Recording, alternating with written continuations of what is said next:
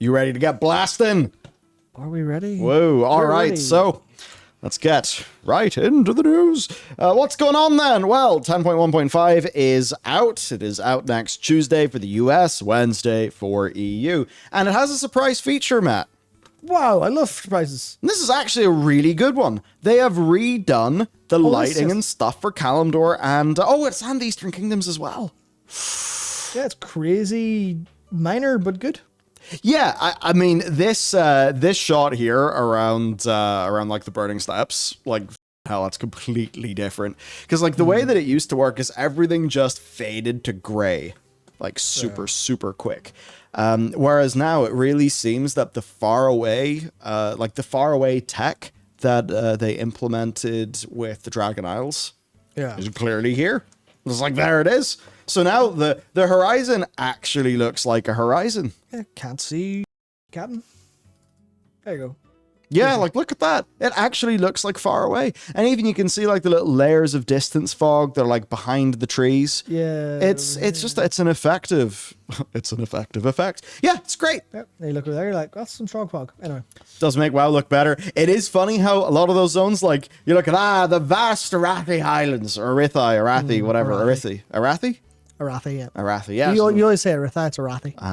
The master Arathi. Arathi? Arathi. Arathi. Think Aratha the Lich Kingy. Arathi. It's like, yeah, the vast Arathi Highlands. Wow. And then you look at it in the screenshot, like, it's a field. It's a field. Big field. It's a big field. Yeah. It's field with a house. I love, like, because you can see, like, the color change in the mountains here. You just see, I'd love to know the, like, geography behind this. I don't know anything about the real world. What do you call people who look at why mountains are colored differently?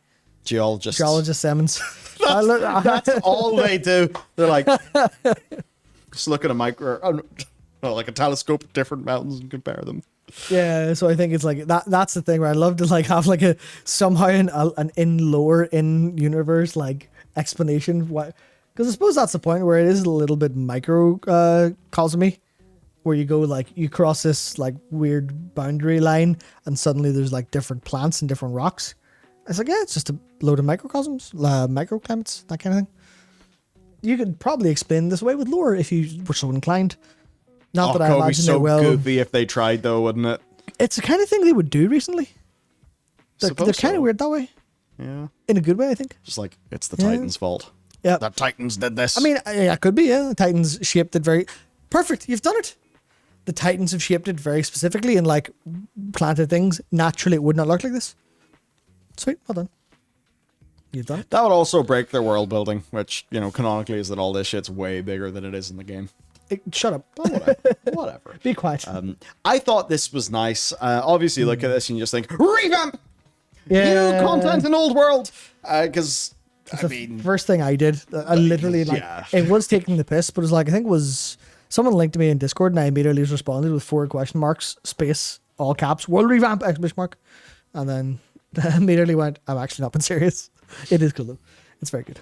Yeah, so I'm excited to see what this ends up. I'm fairly sure we know at a bare minimum what it is, and it is just that they've got dragon riding going on. It's like 26 new races or something like that in the Kalimdor Cup. Yeah. There is an Eastern Kingdoms Cup. There's an Outland Cup. So also with the knowledge that they, I think, almost certainly are going to be allowing dragon riding everywhere in the next expansion. This is just them doing that preparatory work. And it's weird because normally we'd only get this when the new expansion comes out. Yeah, it's here in a patch, randomly. There's like, no motherfuckers noticed this until it was in the notes. Yeah. And Blizzard posted it with some comparison images. Yeah, there's something really funny about how they've clearly managed their production. And this is it where it all boils down to what they did with their production and with their team sizes. Like during Shadowlands and after Shadowlands, and basically during and before Shadowlands largely. Because obviously production changes mid Shadowlands would result in Shadowlands being shot in the head and then Dragonflight being a little bit bigger and nicer. But a lot of it does come down to, they've just started to ship things better. They certainly Which have. I assume is like completely changed how they schedule things internally and all that. Like they seem to be way more happy to go, let's put it in this. If it doesn't go in, it's in this. Actually, that's good. I'll talk about it now because it's related. But in the interview with Graham Berger about the augmentation evoker, I think it was Kalamazzi's interview. I watched a load and they're all stuck together in my head now, but Kalamazzi was saying, basically what happened was like, when did you plan this? And Graham was kind of like, when it was ready, basically. So like, do we have any more insights on like, is this a thing that they knew they were doing when this expansion came out? I mean, I would have You mean always the assumed. augmentation evoker? Yeah, I'd always assumed yes. Actually, you know what? This is funny. I literally have a tab open right here that I was like just reading before, which explains it. So this is from the Warcraft logs interview they had with Graham, and it was talking about stuff. They're iterating it. They're like working on loads. But the iteration process may be reflected in the spec IDs. I've wondered about this from the interviewer. Usually spec IDs are in ascending order, but there's preservation at 1468, then a sudden gap to augmentation at 1473, the spec ID. Is that a tactical limitation? And Graham's like, nah, before we launched, we're building it out. I went, all right, let's add the records. We know we want to do 3. But we're not doing the 3rd just yet. And then after a bit, they went, yeah, let's go. And then they went, actually, for launch, only do 2, so take it out. But we'll maybe do it later. Interesting. And then they added it later. So they're clearly way more flexible in that. And Grimm was basically saying, yeah, they definitely wanted to do it, but like they knew they couldn't have it ready for launch because Devastation and Preservation were both new. And like, but the reason they did those 2 is because they were known quantities. Is we can make a DPS, we've made loads of them. We can make a hitter, we've made loads of them. This one's going to take more finessing. And finesse they did, where they actually just went, yeah, we'll take some time to figure it out. And they were like, 10-1 maybe, but if it's not ready for 10-1, no big deal. We'll just ship it later. And then they're like, obviously shipping now in 10.15 going, this is a good time. Because mid-season and stuff. It's very like... It's not surprisingly reasonable, isn't it? Yeah. It's very reasonable. It's all very flexible and all very like chill. They're like, it's ready. Is it ready? Yeah, we'll just fire it in now. Obviously, like they'll vet the process a bit closer than that with like testing and stuff. But it was a case of they want to do it, so they'll do it whenever it's ready. They're like, that's a good way to approach things. Whereas they're clearly so much more flexible. It really seems like, oh, this feature's done, we may as well put it in this patch. Yeah, and I'm sure there's a lot of planning, and it's not just as simple as that. But it's like from the external perspective, they're clearly way more responsive. Yeah, that's like super obvious with all the class reworks and changes, everything like that. Like they're clearly able to do more work overall, but it's also about like the philosophy of when work is ready and how to schedule it and where to put it in, things like that. Because it is. Team count alone doesn't account for how much extra stuff is in this game compared to usual. It is clearly just them going like, I guess like the institutional will to push more stuff is there because they don't have to have it ready for a patch or like finish it and then wait 6 months for an expansion to put it out, but then it's not done actually and they have to go back and touch things up because things have changed at the time. I feel like for a lot of it, like they're hungry for it now. That's one thing I definitely felt in Dragonflight overall, but none more than in this patch, which is interesting because some of it was listening to them talking with Graham and Stephen Cavallero. So Graham Berger is Senior Game Designer 2, who does the combat stuff or works on combat and classes because their class team was renamed to the combat team, which I think is interesting. Then Stephen Cavallero, this is the recent WoCast. Stephen Cavallero is the senior. Is he senior? I think he's senior encounter designer. Not sure if that's 1 or 2, but he's talking about the like mega dungeon. And the way they were talking, it was full on. Oh yeah, this is like new stuff we're doing. This is new stuff we're doing. We're trying all these things, all these new ideas. We're gonna like as an example. Hey, we're gonna put story in the 10.15 patch in the 10.15 dungeon because we're gonna like use it to push forward the main like plot storyline, and that's clearly like a group wide thing that they're doing. The combat team were like, let's put a support spec in the game. It'll be a DPS, but it'll be focused on support. It'll be easier because we want people to have that. He described it as people who are like altruistic in nature, people who want to help out, but they like usually play tanks or healers because that's the helping group. Yeah. Every other DPS is relatively selfish. Outside of like, there's like, like red paladins and shamans reports having support, having like totem and stuff like that. Like he mentioned totem twisting by name and stuff, but that was clearly, hey, want to try something new. Will it be hard? Yes. Do we have to do a shit ton of work to make it happen? Yes. Did they have to like basically grovel to the engineering team to get stuff done? But he was even saying that like when they talked to the engineering team, they're like, Yeah, that'll be a lot of work, but we'll do it. But we can do it, we will do it. And that's the case where he's talking about the combat logging for augmentation, where in the advanced combat logs, not in the combat logs in games, so like details won't be able to get this, but the advanced combat logs, so Warcraft logs and the export reading it, anytime damage is dealt, and this is crazy when you think about it, I'm sure like the Warcraft logs people have had a fucking time with it, but anytime you do damage while buffed by an augmentation evoker, the advanced combat log will have another line saying how much of that damage came from the main stat given to you by Ebon Might. Yeah. Which is crazy. Like, that is a lot of extra work and also a lot of extra maths. It's nice that they went to the effort of doing that for sure. Because they know they needed to. And they knew that ahead of time. You were talking about it like 2 weeks ago stream, I think. Yeah. They went out of their way because they knew they needed to do this. And they went, well, we have to do it. That will make it work. And the engineering team were like, spot on, no worries, we can do it. I wonder if that's a significant part of why it was delayed. Because like they ultimately knew like, yeah, DPS healer, we can do this. Oh, fuck.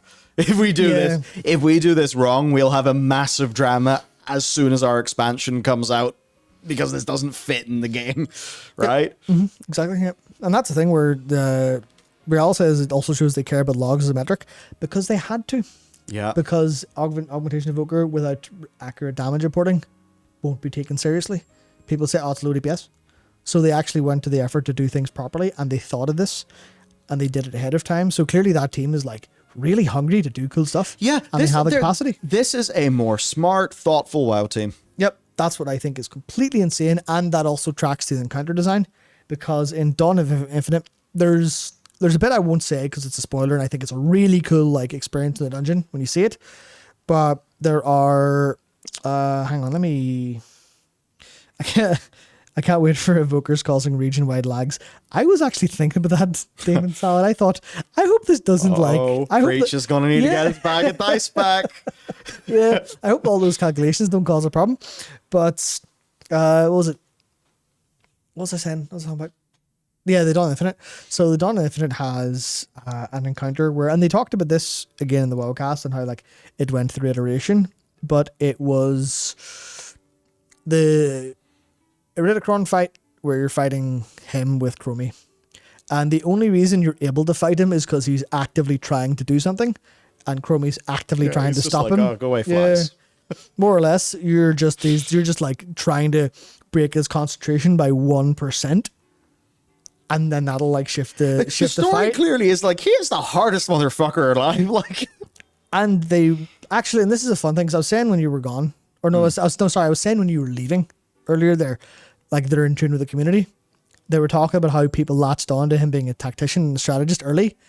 And I don't know if that was entirely their plan when they first showed him off. I think they had ideas of that, but people latched onto it and they doubled down on it. And maybe because it's part of his thing. Maybe they're also thinking like, we just tried to do a big tactician character and we really fucked that up because he didn't come off like that at all in the end. Yeah. Maybe they've now realized like, okay, it's time to right the wrongs of Zovaal and actually do a tactician, whatever character that does fuck us around properly. Yeah. It seems he does. And yeah, more or less. And Cavallero brought up the specific line where he said about not underestimating us. That might have been like a thing of Infinite Dragonflight and he knew this was going to happen, so he knew like the possibilities, but fundamentally like we heard that line and went, oh, that sounds like a cool ass dude, and they investigated that and dug into it and doubled down. But the thing about that fight specifically is that you can't touch him. He's like a full like probably expansion end boss. How are you supposed to fight him in a dungeon if he's got the upper hand? So it's basically him and Chromie, but you have to like protect Chromie and she protects you, and it's this like fight of moving where you have to like stop, you have to soak attacks from hitting her as she's moving around, and then she does the same back and like helps you and you have to like gather under her shield, and it's pretty small in concept but it's really new and it feels special.